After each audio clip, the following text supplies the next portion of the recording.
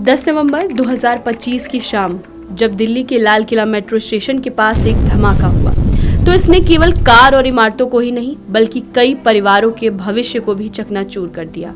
यह उन कुछ चेहरों की कहानी है जो घर से निकले तो थे लेकिन कभी लौट कर नहीं आए। 34 साल के अमर कटारिया चांदनी चौक में दवाइयों का कारोबार करते थे। अपनी जिंदा दिली और बाइकिंग के शौक के लिए मशहूर अमर के हाथों पर मॉम माय फर्स्ट लव और डैड माय स्ट्रेंथ के टैटू गुथे थे। धमाके की रात अमर अपने परिवार के साथ डिनर की प्लानिंग कर चुके थे।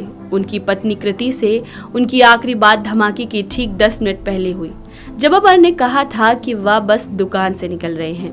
10 मिनट बाद कृति का फोन आया, लेकिन तब तक बहुत देर हो चुकी थी।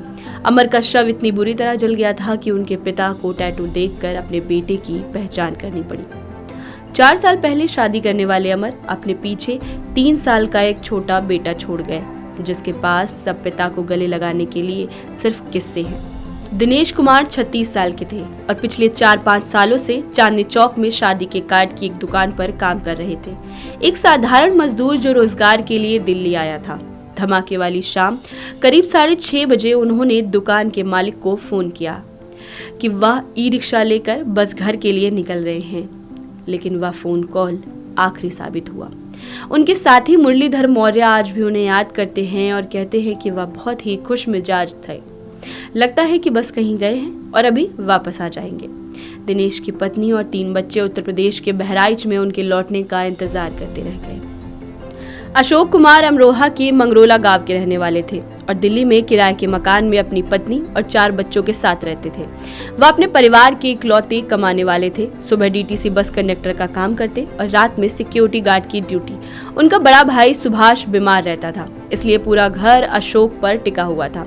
उनके दोस्त लोकेश अग्रवाल उत्तर प्रदेश से फर्टिलाइजर डीलिंग के काम से आए थे और उस शाम अशोक से मिलने लाल किले के पास ही थे। दोनों दोस्त नियति के शिकार हो गए। 10 नवंबर की शाम को हुए धमाके ने एक पल में दोनों जिंदगियों को खत्म कर दिया। 22 साल के पंकज साहनी टैक्सी चलाकर अपने परिवार का पेट पालते थे। वह बिहार के समस्तीपुर के मूल निवासी थे, लेकिन परिवार 2001 से दिल्ली के कंझावला में रहता था।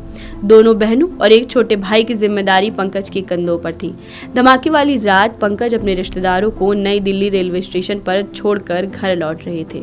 धमाके के बाद पुलिस ने उनके परिवार को फोन करके बताया कि उन्होंने पंकज को खो दिया है। पंकज के जीजा निकेश कुमार पूरी रात उन्हें तलाशते रहे। जब उन्हें सोशल मीडिया पर एक बुरी तरह क्षतिग्रस्त सफेद कार की तस्वीर दिखी और उन्होंने नंबर प्लेट देखी तो उनके पैरों तले जमीन खिसक गई। मोर्चरी के बाहर उनके चाचा रामदेव साहनी की आवाज भर आई जब उन्होंने बताया कि पंकज का सिर का पिछला हिस्सा उड़ गया है। 3 साल पहले जब पंकज ने घर चलाने के लिए टैक्सी चलाना शुरू किया होगा तो किसी ने नहीं सोचा होगा कि वह उनकी आखिरी यात्रा होगी। 21 साल के नोमान अंसारी उत्तर प्रदेश के शामली जिले के झिंझना कस्बे के थे। वह वहां एक छोटी सी कॉस्मेटिक शॉप चलाते थे और उसी के काम के लिए सामान खरीदने दिल्ली आए थे।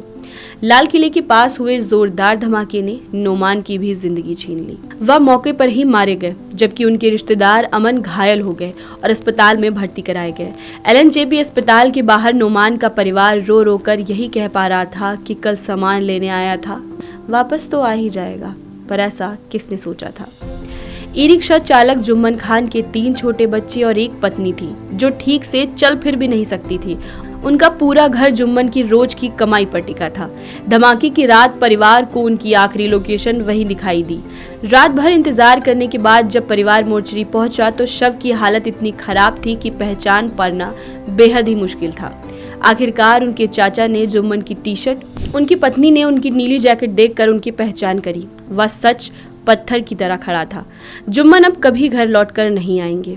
इस अफरा तफरी के बीच एक कहानी निर्मित और करुणा सलूजा की भी है। वह अपने पिता की LIC पॉलिसी के काम से गीता कॉलोनी गए थे और धमाके के कुछ ही मिनट पहले लाल किले वाली सड़क से निकले थे। उनके लिए डर बेहद निजी था। क्यों? क्योंकि उनके पिता लालचंद भी 2005 के दिल्ली सीरियल ब्लास्ट में मारे गए थे। इस हादसे ने उनके ज़हन में 20 साल पुराना डर और दर्द वापस ला दिया। सिर्फ कुछ मिनटों के फासले से दोनों भाई बहन की जान बचा ली। यह वीडियो बताता है कि यह सिर्फ एक आंकड़ा नहीं है, 13 लोगों की जान गई है, बल्कि यह उन सैकड़ों लोगों का दुख है जिनके घर सूने हो गए।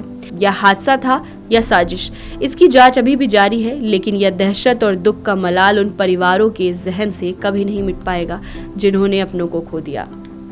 आप देख रहे थे अनकोट, मैं सोनिया सैनी। जय हिंद।